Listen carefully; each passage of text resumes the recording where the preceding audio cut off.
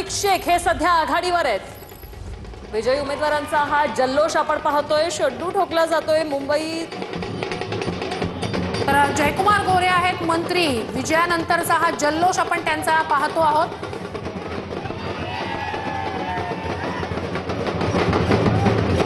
निवडणुकीत अनेक मंत्र्यांची प्रतिष्ठा जी आहे ती पणाला लागली होती आणि जयकुमार गोरे यांनी देखील आपला गड जो आहे तो राखलेला आहे, त्यामुळे त्यांची विजयी मिरवणूक जी आहे ती सध्या निघालेली आहे।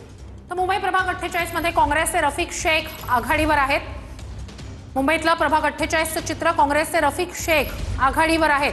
काँग्रेस आणि वंचितच्या युतीला फक्त 15 ठिकाणी आघाडी घेता आलेली आहे। यामध्ये प्रभाग 48 मध्ये काँग्रेसचे रफिक शेख हे सध्या आघाडीवर असल्याचं कळतंय।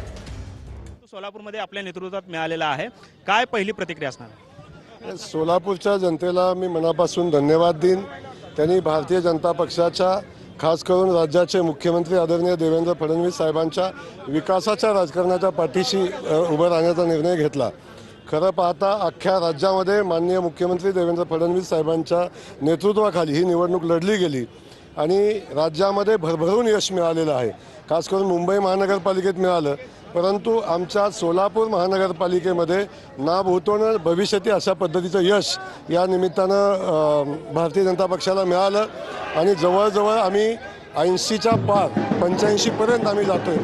आणि सोलापूरच्या इतिहासामध्ये पहिल्यांदा भारतीय जनता पक्ष स्वतःच्या ताकदीवर महानगरपालिकेमध्ये सत्ता स्थापित करेल, महापौर बसवेल, अशा पद्धतीची परिस्थिती आज निर्माण झालेली आहे आणि समोरच्या सगळ्या पक्षांचा सुपडा साफ झालेला आहे। मी पुन्हा एकदा भारतीय जनता पक्षाच्या